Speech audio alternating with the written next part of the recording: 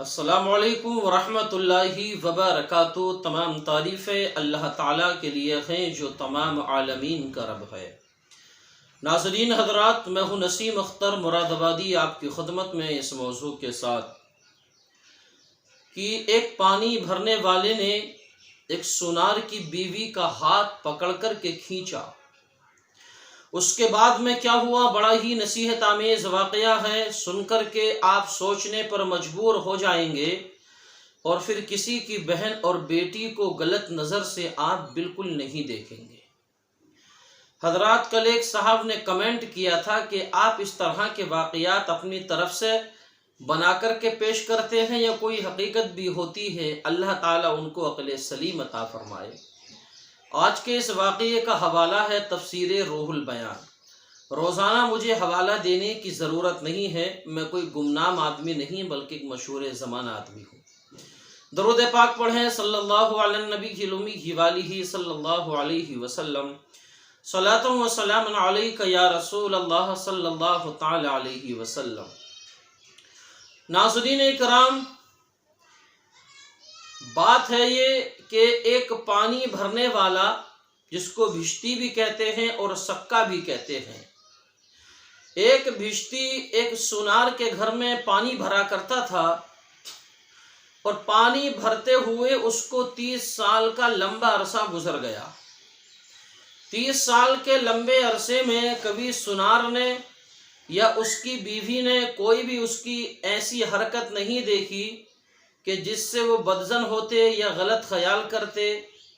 Sonar کے گھر میں پانی بھرتا تھا، 30 سال کا عرصہ ہو گیا تھا، سونار کو بھی بھروسہ تھا، بیوی کو بھی بہت زیادہ بھروسہ تھا کہ 30 سال کے لمبے عرصے میں آج تک ہم نے اس کی نظر کو غلط نہیں دیکھا ہے۔ سونار کی بیوی بہت زیادہ خوبصورت تھی اور بہت زیادہ خوب سیرت بھی تھی۔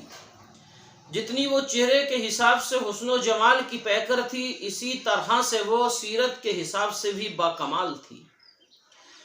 ایک دن کیا ہوا، سونار اپنی دکان پر تھا اور جب بھشتی گھر پر آیا تو اس نے بیوی کو دیکھا سونار کی اور اس کا ہاتھ پکڑ کر کے اپنی طرف کو کھینچا۔ سونار کی بیوی نے زبردستی اپنا ہاتھ چھڑایا اور کمرے میں جا کر کے دروازہ بند کر لیا۔ بھشتی پانی بھر کر کے چلا گیا۔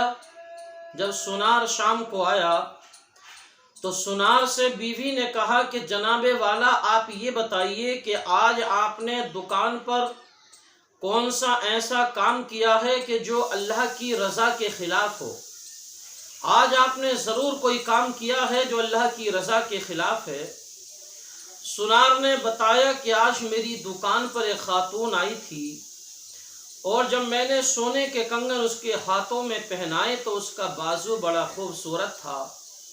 میں نے اس کے بازو کو تھوڑا سا اپنی طرف کو کھینچا ضرور تھا، بس مجھ سے یہی غلطی ہوئی ہے، اس کے علاوہ اور کوئی غلطی نہیں ہوئی، اور اس غلطی سے بھی میں معافی چاہتا ہوں کہ آج کے بعد میں ایسا نہیں کروں گا۔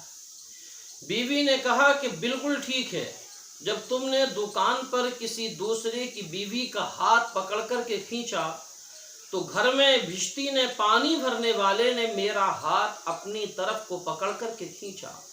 میں سمجھ گئی کہ ضرور آج میرے شوہر نے کسی عورت کو غلط نظر سے دیکھا ہے، اسی لیے آج اس بھشتی نے مجھے غلط نظر سے دیکھا ہے۔ ناظرین اکرام، جب کل کو وہ بھشتی آیا پانی بھرنے کے لیے تو اس نے آ کر کے کہا کہ بھائی میں معافی چاہتا ہوں، کل مجھ سے یہ غلطی ہو گئی تھی۔ سونار کی بیوی نے کہا کہ نہیں، تم سے غلطی نہیں ہوئی، یہ غلطی میرے شوہر سے ہوئی ہے۔ نہ وہ دوسرے کی بیوی کا ہاتھ کھینچتا اور نہ تم میرا ہاتھ کھینچتے، اس میں میرے شوہر کا ہی قصور ہے، تمہارا کوئی قصور نہیں ہے۔ ناظرین اکرام، واقعہ سنانا مقصد نہیں، نتیجہ آپ کے ذہن میں یہ اتارنا ہے، بہت سارے گناہ ایسے ہیں کہ جن کا بدلہ آدمی کو دنیا میں ہی دیکھنے کے لیے مل جاتا ہے، اور گناہ کی نحوست اپنا رنگ ضرور لاتی ہے۔ گناہ کرنے کے بعد آدمی یہ سوچتا ہے کہ میں نے تنہائی میں گناہ کیا ہے، چھپ کر کے کیا ہے، کسی نے نہیں دیکھا ہے۔ آپ نے تو گناہ وہ چھپ کر کے کیا ہے، لیکن اس کا رنگ آپ کو ظاہر میں دیکھنے کو ضرور ملے گا۔ دوسری بات ہمیں یہ بھی معلوم ہوئی کہ اگر آپ کسی کو بہن یا بیٹی کو غلط نظر سے دیکھیں گے تو دوسرا آپ کی بہن بیٹی کو غلط نگاہ سے دیکھے گا۔ اگر اپنی بیٹی کی عزت کو محفوظ کرنا چاہتے ہو تو دوسرے کی بیٹی پر غلط نظر مت ڈالو۔ اپنی بیوی کو پاک دامن دیکھنا چاہتے ہو تو دوسرے کی بیوی کو غلط نظر سے مت دیکھو۔ اپنے گھر میں بہن بیٹی بیوی کو اگر پاک دامن دیکھنا چاہتے ہو تو دوسرے کی عورتوں پر، دوسروں کی بیویوں پر، دوسروں کی بہن بیٹیوں پر غلط نظر ڈالنا چھوڑ دو، تمہارے گھر میں تمہاری بہن بیٹیاں محفوظ رہیں گی۔ انشاءاللہ تعالی پھر ملاقات ہوگی اگلے واقعے کے ساتھ۔ السلام علیکم ورحمۃ اللہ۔